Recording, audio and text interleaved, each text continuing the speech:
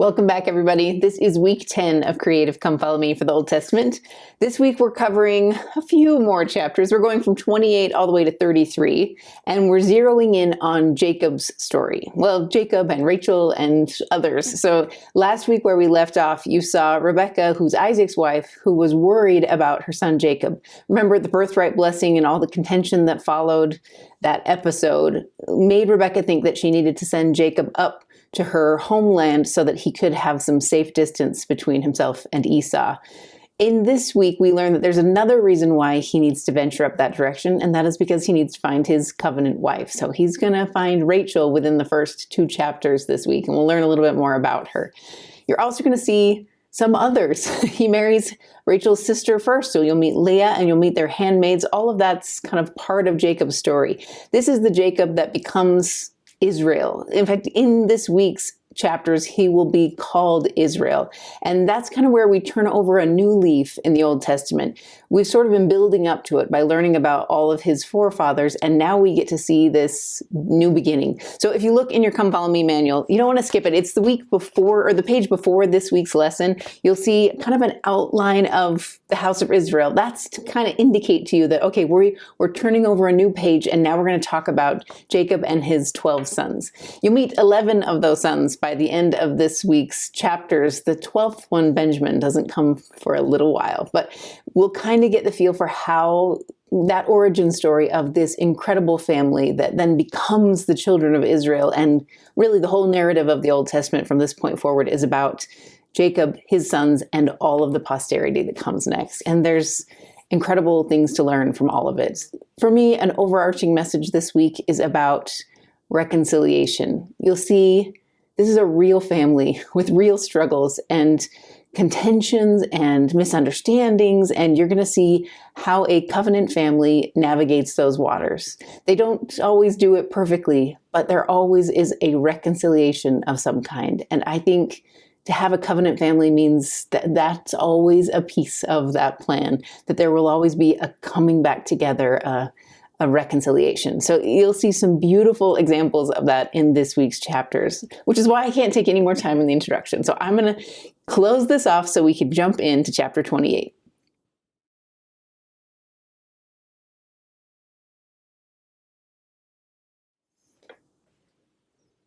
Chapter 28 kicks off with a similar warning that Isaac heard from his own father about not finding a wife among the Canaanites. So in Isaac's situation, he wasn't allowed to go up to the homeland of Abraham. The servant went for him. In this situation, Isaac allows Jacob to go. Now we know that Esau, Jacob's twin, was 40 when he married the 2 Hittite wives. So that means Esau is at least 40, if not a little bit older. So I don't know if that plays into it, but sometimes it helps to get the visual of how his age to appreciate what happens on this journey. So Jacob goes up. Remember, he's going to go to the land where his mother came from. His mother had a brother that we met last week. His name is Laban. He has 2 daughters. And that's where Jacob's story kind of kicks off. So you'll see as you go through that he goes into this land and he has honestly kind of a miraculous midpoint. I'm not sure what to call it, but he's on his way to meet the girl that's appointed for him. And in the process has this interaction with God that is a beautiful one. And it sort of begins around verse 10 or so. So he's on this 500, 600 mile journey, just like the servant did last week. And somewhere in the middle, he gets to a certain place. In fact, that's what he calls it. If you look in the verses, it says in verse 11, he was on his way towards Haran. That's what we see in 10. And he lighted upon a certain place, and tarried there all night, because the sun was set. And he took of the stones of that place, and put them for his pillows, and lay down in that place to sleep. Now, you can interpret this a lot of different ways, but I really kind of picture Jacob at this age, sort of similar to what we saw with Joseph Smith in the DNC. Do you remember when he knew the area where Zion was going to be? They knew it was somewhere along the borders of the Lamanites. And then they just go. Joseph Smith literally just goes with some other men until he finds the certain place. You see something sort of similar with Brigham Young when they're trying to find, this is the place, the Salt Lake Valley. They don't know where they're going or how far they're going to go. They're just trusting that the Spirit will tell them when they get to a certain place. And what you see in those moments is that they tarry. the way I pictured it with Joseph Smith is that he, dismounted from his horse and he knows, he can feel, there's a discernment to it, and he knows, okay, this is where Zion is. With Joseph, it's really specific. Even with Brigham Young, it's really specific. And so when you see Jacob stop and tarry there all night long, I don't think this is just, oh, it's getting late, I better stop. I really think for me, when I read it, I felt like there must have been more to that prompting to tarry in this certain place. And then a dream begins. And this is kind of a famous dream because this is the Jacob's ladder dream, where he basically visualizes a ladder that goes up to heaven, and he can see people ascending and descending, and the Lord is nearby. In the verse, it actually says that the Lord is above it, but if you look in the footnotes, it can also be read to be that the Lord is beside him, kind of more like what we've seen with Enoch and Noah and Abraham, that the Lord sees them face to face. He's at their level. And he teaches them. What I love in 13, it says that this is basically holy ground. The Lord stood above it and said, I am the Lord, the God of Abraham, thy father, and the God of Isaac, and the land whereon thou liest, to thee will I give it, and to thy seed. This is a renewing of the covenant. If you flip back at the beginning of this chapter, you can see that Isaac actually renews the covenant with Jacob as well. That's in verse 3 and 4. That's powerful because of the odd way the birthright blessing was given to Jacob last week. This would have been a chance where Isaac could have rescinded that and changed things, and instead he renews it with Jacob. So then you see the Lord himself renewing it with Jacob. What I loved about this moment, maybe because of what we've studied so far in the last 3 years, I loved these pivotal moments. With Joseph Smith last year, we saw, it's in Joseph Smith history, I think it's in 1, but he talks about after he's had the first vision and he's resting on the fireplace, and he basically says to his mother, I know for myself. I know for myself what is true. There's that moment. We saw it in the Book of Mormon with Nephi. When he's heard his father's vision, he wants to believe it. He goes to the Lord and receives a vision for himself. To me, this is Jacob's I have learned for myself moment. Now he knows, not from his father or his grandfather, but from the Lord himself, that you are going to carry on this covenant. You are going to have these promises, and I have big plans for you. I just see this as a temple-like moment. In fact, it seems like he does as well, because the ground he stands on is made holy. And I love the promise in 15. Behold, I am with thee, and will keep thee in all places whither thou goest, and will bring thee again unto this land. For I will not leave thee until I have done that which I have spoken thee of. The Lord is promising him, there's going to be some time before you get back to this place. But I am with you. That's powerful to me, because our temple experiences, there are times when you want to just hold on. You want to stay. There's peace and there's comfort and there's spirit there, but you have to go. You can't stay in the temple. And so what the Lord promises is, if you keep the spirit with you, you can take me to all these other places. There will absolutely be holy places. In fact, this is called a holy place from this point forward. You'll see that Jacob actually builds a pillar out of the stones that he used to lay down, and he anoints it with oil. This is a sacred spot, this Bethel, house of the Lord. But it also is an indicator that the Lord will be with Jacob as he goes out and about everywhere else.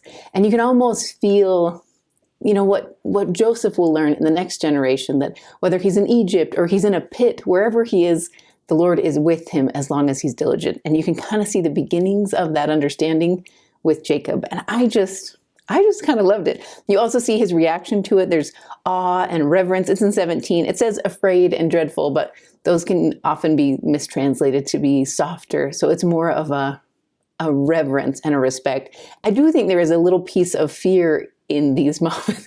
It's not a fear of God, but a fear of inadequacy. I just think anyone who's had a big calling like this, not like this, but anyone who's had a big calling feels that fear of inadequacy, that absolute understanding that I'm going to need backup.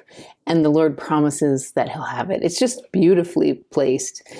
He can't stay there, so he builds this altar, and he won't see it again for 20 more years. But I think this moment in Bethel will be a pivot point for Jacob that will determine a lot of his decisions down the road. But we're going to get to that in the next chapter.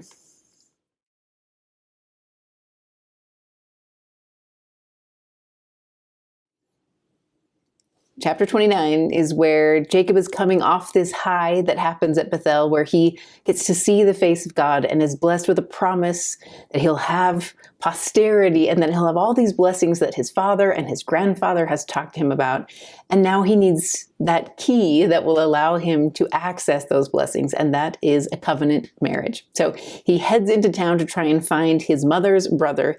And of course, just like we saw with the previous generation, as soon as he comes upon a well in the very beginning of his journey into this city, he finds out that not only do they know Laban, but his daughter is coming their way. So this is kind of a gathering well, which is a place where a whole bunch of flocks would gather, and then they would open up the big stone in order for everybody to access the water simultaneously and then put the big stone back on.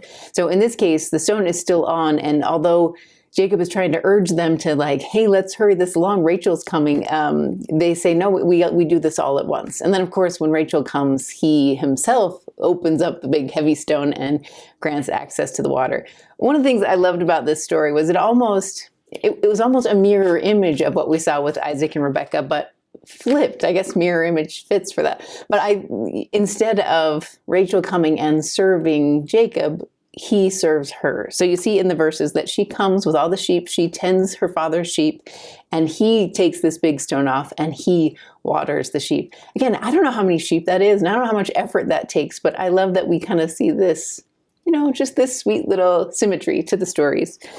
You'll also see that he goes back to the family. There are some scholars believe that these families were closer than we sometimes assume. So in fact, one of the Hebrew scholars I read about said that they think that Leah and Rachel are actually twins, just like Jacob and Esau were, but that Leah was the older of the two twins, and that even perhaps they were betrothed at one point in time. So when you see him be sort of familiar with Rachel or recognize her instantly, you can it's possible that's why. But when she comes, he recognizes her, he kisses her. This is not a romantic kiss by any stretch. I don't think it was more of the custom of the day, because you're going to see him kiss the father and lots of other people too. But there is this recognition of, you're the one. What I think is so cool about that is it happened in the blink of an eye for Jacob. He had to make this great, big, long journey. He had to consecrate himself and go to the temple in the middle and be worthy. And then when he gets to the place, the Lord says, here she is. There's just such a sweet, rapid feel to it. But it doesn't quite go how Jacob assumes it will. Remember, his parents, so with Isaac and Rebekah, Isaac didn't marry anybody else, but Jacob's story is very different than his father's. So you see that he basically says to Laban, the dad, I'll work 7 years to have Rachel. He loves her. He wants her for his bride. And Laban agrees, but then tricks Jacob in this moment. There are some people who think this is kind of justice of sorts because Jacob tricked his father in order to get the birthright blessing. But from my readings and my understanding of Jacob's heart, I don't ever see him as a trickster. I think there was probably more spiritual promptings involved in all of those choices than maybe we see on the surface. But I really think this is just the Lord's way of accomplishing things. I see this situation as his stewardship. So remember when we talked about the stewardship a lot in the Doctrine and Covenants? Stewardships are not necessarily always productive and good. Some of the stewardships we're given are hard. I see Jason's cancer as part of my stewardship, part of our stewardship. But I also have a lot of other good things about our stewardship. So I think each stewardship has inherent blessings and challenges, and I think you see a lot of that in Jacob's story. So basically, he is promised that he'll have Rachel after 7 years. He works 7 years, and then the bride that comes to him is actually the older sister, Leah. Again, if they're twins or if they're really close in age, you could see where he maybe wouldn't know that right off the bat and kind of gets tricked. And then he comes to the father. In the Hebrew culture, at least what I read from Sister Olson's book, was that he would have had every right to annul that contract, to break things off because of the trickery of Laban. But for whatever reason, he doesn't. I assume the heart of Jacob is good, and there must be understanding in him about what's happening here. He's going to need all these wives in order to produce the offspring that's going to come to the next generation. So for whatever reason, he then says, okay, I'll marry both. And after 7 days with Leah, then he has Rachel, and they're wed as well. And then he has to work 7 more years in order to keep them both, basically. He'll actually work even longer than that so that he can build up his own sheep and wealth in the process. But all this time he's serving for Laban. That's important to us because that's going to kind of set the stage for what happens next. Essentially, the key verse that you often focus on in this one is about the difference between the two sisters. So in 17, it says, Leah was tender-eyed, but Rachel was beautiful and well-favored. And then in 30, he loved also Rachel more than Leah and served him yet another 7 years. One of the stewardship challenges will be this bit of rivalry between the sisters, that they have their own stewardships.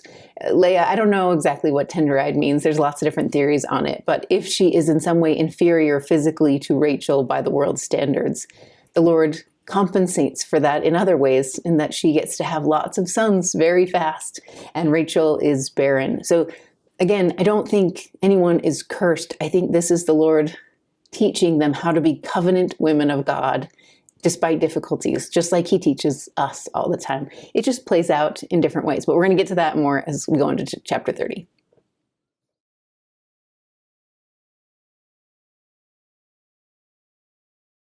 By the end of chapter 29, Leah has 4 sons and Rachel has 0. And you can see her ache for that when we go into 30. In fact, one of the things I thought was interesting as you read through these verses is they give you the definition of the names, the root of why they were chosen.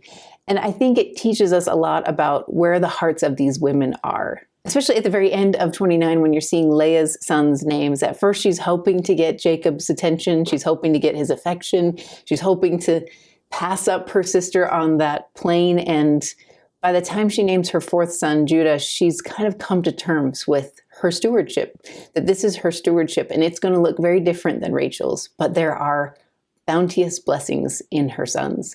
And you see that kind of carry through into the next chapter as well. So this is when you see Rachel's envy kind of, ignite a little bit. She's struggling. I don't know how many years have passed in this process, but she's struggling with her stewardship. She goes to Jacob. He doesn't have a very comforting response. So she has to turn to the Lord. Like all covenant women of God, they have to turn to the Lord, and she does. But that doesn't mean she all of a sudden has children. In fact, it'll take years longer. So she has this other theory. She has that same tenacity that I think Sarah had and even Rebecca had, that they're going to try to make sure that God's promises can be carried out in their lives. And so they act. It's like Elder Rednar, he teaches you to act in faith. They are acting. One of the ways she acts is by giving her handmaid to Jacob as wife. She basically has the same theory that Sarah had, that says, if my handmaid has a son by you, then he will be my son. I'll be able to raise him. He will be owned by me. Let's solve this problem that way. So she gives her handmaid. The handmaid has 2 sons. Leah does the same thing. Her handmaid has 2 sons. So now we've got quite a few sons going. And you see Rachel's heart aching more and more. In fact, she gets to a point of desperation by the middle, around 15 or so, where there's a root that she thinks will make her more fertile. There's, all kinds of theories and traditions out there. And so she trades some of the affection of her husband to her big sister Leah so that she can get this root. She's still trying to conceive. She hasn't given up on any of these hopes and dreams.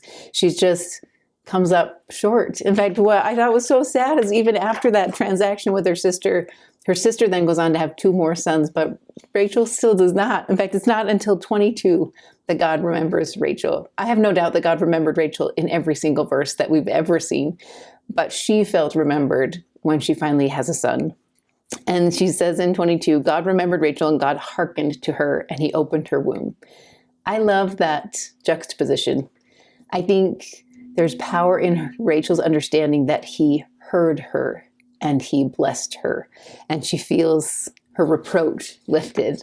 I just think it's a miracle moment for her. And this is Joseph, this will be the covenant son that's coming. And I have no doubt we know that her big sister has had 6 sons by this point in time. So at least probably 10 years have passed where she's been barren, and she now has this opportunity to have a son. And I wonder if she thinks back and thinks, why couldn't you have done this sooner? Why did I have to wait this long? She'll only get to have 2 sons. In fact, she'll die in childbirth with her second son, Benjamin. So she really just has this brief flash of miracle, but that miracle creates countless others.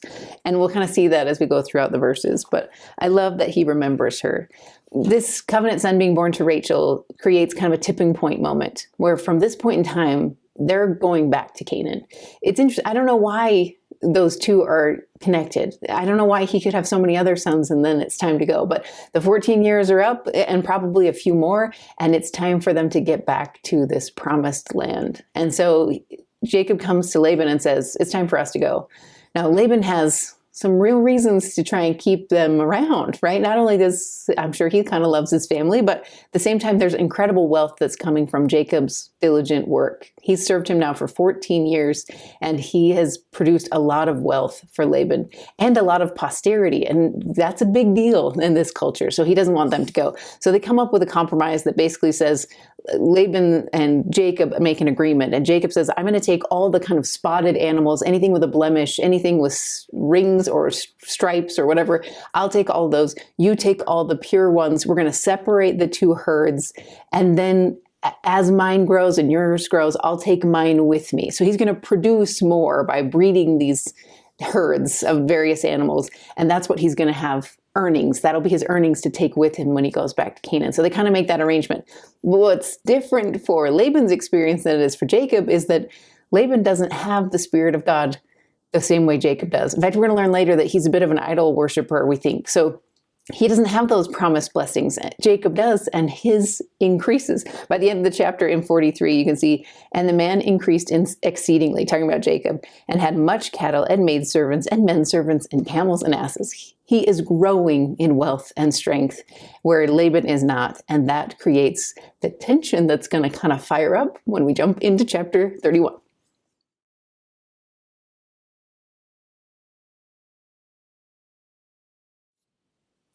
We don't hear much about Laban's sons, but we do know he has some, because in chapter 31, they are not happy. They are seeing their inheritance, or what they think should be their inheritance, potentially leave to go to Canaan, and they're not happy about it. In fact, Laban isn't either. You can see in 2 that Jacob sees that his countenance has changed. I think it's an interesting choice of words. He says to his wives, your father's countenance is different.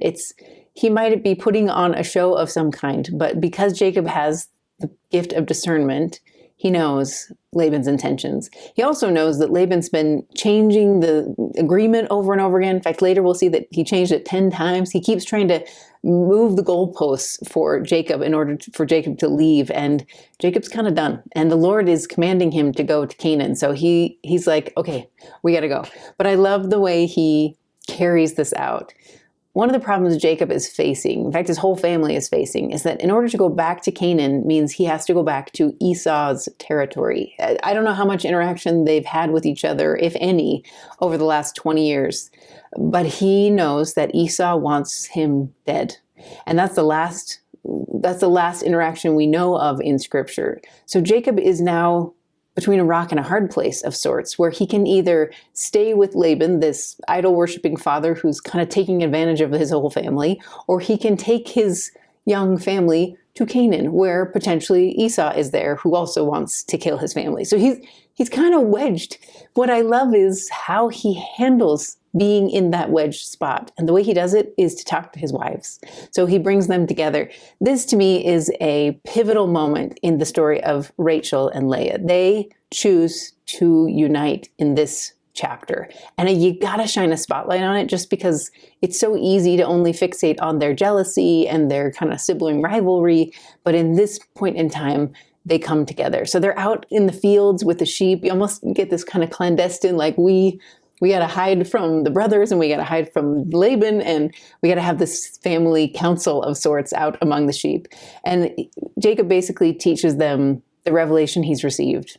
What I think is cool is he doesn't just teach them about this latest one where he's been directed to go back to Canaan, but also he talks to them about Bethel. So in 13, you can see he talks about, I knew this from before I met either of you. I knew that we were going to go back to this place. In fact, this is a holy place. Let me teach you about it. They have this understanding of revelation between them. He talks about also that the Lord told him that he saw all. So if you look in, where is it, 12, I think. If you look in 12, he says at the very end, for I have seen all that Laban hath doeth unto thee. this to me almost is like a fourth watch moment. When the Lord was talking to Jacob and helping him understand that it was time to go, he also said, I have seen all that Laban has done unto you.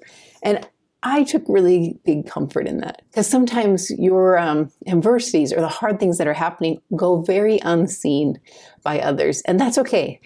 What I take comfort in is knowing that the Lord sees all of them, and there is an understanding there. When he's considering compensatory blessings, I think he keeps track of all the hard as well. So you see that kind of playing out. So Rachel and Leah know that there's nothing left. In fact, their father has squandered their inheritance. This isn't Rachel and Leah trying to hold on to wealth by any stretch. It's trying to hold on to inheritance for their own children. So their dowries, their inheritance mean that they have something to give to their kids. And among this huge growing family, that's really important. But Laban has squandered all of it. So there's nothing left. So they end up choosing to go. In fact, I love the way they come together and say it. They basically say in 16, now then, whatsoever God hath said unto thee, do. That's their answer to their husband. You at Revelation, we trust you. Whatever you're saying, whatever God said to you, let's go. And that is a go and do kind of moment where they don't know what's on the other side. They've never been outside of their homeland. They don't know what's in Canaan. They're just banking on the way they feel when their husband teaches them about his revelation and about who he is as a person. They're trusting that. And so they go, just like their aunt Rebecca did, right? They are going to go into this new place. And I think it's powerful to see them kind of unite there. You also see that Laban will this epic chase ensues, and he tries to chase them down. Now, Jacob is traveling with his whole family and this enormous herd. We're going to learn about that later, but Laban only has to go with, his men. So he catches up to them pretty fast and basically says, why did you go in secret? And by the way, who took my idols? So they call them images in here. Teraphim is another word they use often. We don't exactly know what these are, but we know that Rachel took them for whatever reason. There's a bunch of theories in the notes, but she took them from him. The one that I liked the best was the idea that it was so that Laban wouldn't have any kind of insider info about where they were going, but who knows? But she takes them.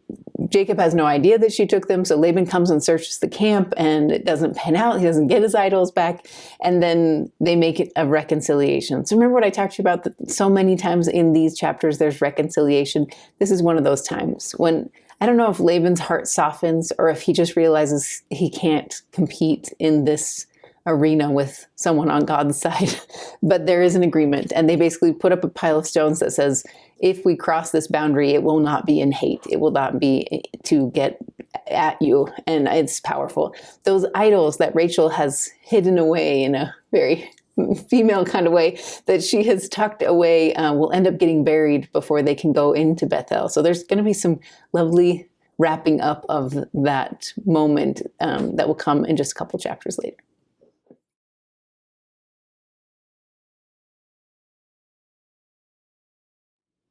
After the reconciliation with Laban, they keep heading down into Canaan. But again, Jacob doesn't know how this is going to go with Esau. And he finds out, he sends kind of men ahead of him to say, go and find my brother Esau and, make peace. See if you can kind of hedge the way before we get there. And when the men go, they find that Esau has 400 men with him. And there must be something ominous about this sight, because they come back and now Jacob is afraid. In fact, you see that in the verses in 7. Jacob was greatly afraid and distressed. He's got a young family and a lot of property, and he needs a place. In fact, he knows this place is promised to him. So he knows there's going to have to be some sort of something, either a battle or something's going to have to happen in order for him to claim this promised land. But he doesn't know what that's going to look like. So he divides up his family, basically separates them and says, if the 400 men come after you, at least this half of my family will be safe. I just can't even imagine being in those situations, but it's kind of this Sophie's choice kind of moment where he has to separate them both and say, we're going to see how this goes. But in that pivotal moment, he doesn't just rely on his own logic to separate them. He turns to the Lord. So this is that famous, kind of infamous story in Scripture with Jacob wrestling with an angel. It's called a holy messenger sometimes. It's called a mortal man on God's mission in some places. I did a whole bunch of reading to try and figure out more about this. This is one of those kind of mysterious. Even people in the broad Christian world don't quite understand what these verses mean. But when you add in what we learn from Enos's story, it takes on a whole new depth. Essentially, I think what we learn is that there is a wrestle happening with Jacob. In the verses from like 9 to 12, he's praying for help. He's turning to the Lord saying, I've got my family here. I know you've promised us this. I know you've promised me this family that they'll hold on. But I see 400 men coming. What do I do? And he reiterates the promises that the Lord has given him. He pleads for deliverance. One of the things I think is interesting is in 10, where he says he knows he's not worthy. He knows he hasn't earned this deliverance. He's just pleading for it. Please deliver my family from the danger that is coming. And then he has this wrestle. And go in the notes, you'll learn a lot more. But one of my favorite quotes I stumbled upon this week was from Spencer W. Kimball. And he talked about when he was called to the apostleship and the wrestle that he had for 85 days. He said there was a buffer time when he knew the call was coming. And he said he thinks the brethren did it so he could kind of set his business in order. But he needed those 85 days to wrestle with his inadequacies. And you should read it. It's in the notes. But it reminded me of when Jason was first called to be bishop. We went through a bit of a wrestle, especially Jason. I was kind of all on board and I thought it would be great. And I could only see beautiful things for him, especially growth-wise, but he could see all of his flaws and his weaknesses. And he had a bit of a wrestle to come to terms with what the Lord needed him to do. And so I love this wrestle. What is powerful about it to me is what happens after the wrestle. So he wrestles in a spiritual and even some sort of physical way with some heavenly force of some kind, and he prevails. It is a grapple for a blessing and for the help he needs to protect his family, and he achieves it. His tenacity in this moment saves his family. And so then the Lord says, okay, now you're ready. Now you have prevailed. Now you have a new name. And this is when his name is changed to Israel. Again, go in the notes. I'm not doing it justice here, but this is a pivotal turning point moment for Jacob when he has prevailed in a way that is powerful. It's how I picture President Kimball after those 85 days, I guess when he was apostle then, but there is a turn in his heart that says, okay, I'm going to let God prevail. In fact, we learned that from President Nelson, that that's what Israel means. It's to let God prevail. It implies that there was a point of submission where he said, I'm going to submit to whatever comes next. Even if it means my whole family is destroyed, I will submit. But I need the blessings that you've promised. I need to see those. And again, kind of like we saw with Abraham and Isaac, I feel like this was a submission moment where his whole family is sort of on the altar at this point in time. And he submits and says, even if it's not going to happen in mortality, I trust that it will happen in the next life, that these promises will be fulfilled.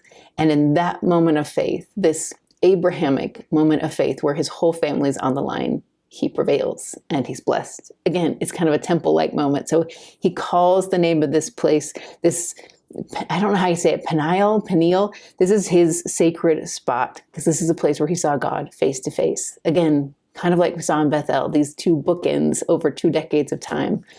It is a pivotal point and it will change the trajectory of his family, especially when we see what comes in the next chapter.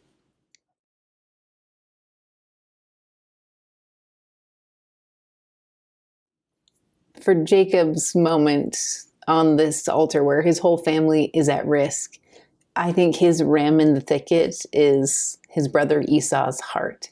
I don't know if Esau's heart was against Jacob up until 48 hours before. I don't know when his heart changed, if it happened when Jacob said that prayer in 32, or when he accomplishes this wrestle, if somehow that miraculously turns Esau's heart, or if Esau's heart has been turned for a long time and he's been waiting for a day when his brother will come home.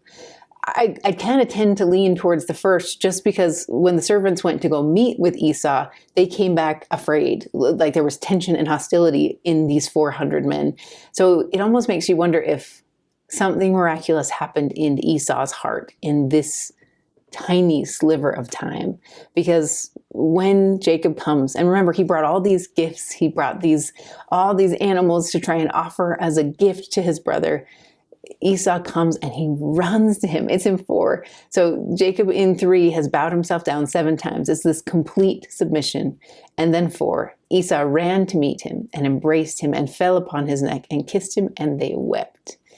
It sounds so much like the way Joseph Smith described Zion in the millennium, that the 2 Zions will meet and they will fall upon each other's necks and they will hold each other and they will weep. It is a reunion that is of divine proportions, and I just love it. It feels like the prodigal son to me. It's so poignant. And then he says, Esau turns to him and says, who are all these people? Who is with you? And so then Jacob gets to introduce his family, all of his beautiful posterity, right? He's got 11 sons and a daughter, Dinah, that we know of, probably others, and these wives, and he introduces them to his brother Esau. And there is this happy reunion. And then Esau asks, like, why did you give me this generous gift? I sometimes wonder if that was the tipping point, if that gift that was given, this huge amount, some people estimated like 600 animals that are brought one herd at a time to Esau, if that's what changed his heart. I'm not sure. I think it was just God, but I think they're mixed together, those 2 miracles. But he says, why are you offering me this great gift? And I just love the way it plays out. So in 9 or in 8, Jacob says, I gave it so I could find grace. Remember, Jacob didn't do anything wrong to Esau, at least not technically speaking, but he's sorry and he wants to make amends. I think what he probably is sorry for is the time that has passed and the distance between them. And he seeks grace from his brother. And then you see Esau's response in 9. And Esau said, I have enough, my brother. Keep what thou hast to themselves. So he basically is saying, when we were younger, I was grappling for the birthright and for the blessings. I wanted every little bit. I have matured. I think you can see he has changed. His heart has changed, and he says, I have enough. And what I love is Jacob basically responds and says, I have enough too. Please keep the gift. And I tied those 2 together in my scriptures. There's a box around I have enough in 9 and another one in 11 that is Jacob's response, because they both have enough. And then they go. So in 12, let us go. And they are brothers again. Rebecca doesn't get to live to see this. Remember, last time we heard from her, she was worried that she would lose both her sons in one day. And I love that even if she has to see them from the other side of the veil, to see this moment when her sons reconcile and go together to the promised land that she knows is the covenant land, and that she knows these are covenant boys. And I just think that must have been a poignant moment for her. So they go together back into Canaan. Jacob settles there. There's a little interchange with them where Jacob basically says, my family is big and young and we can't go as fast as you, so go on ahead and I'll find a place. And so he goes, he purchases land, and we kind of see the beginning of the house of Israel setting down their tents and building up a home in Canaan. So big things are on the horizon.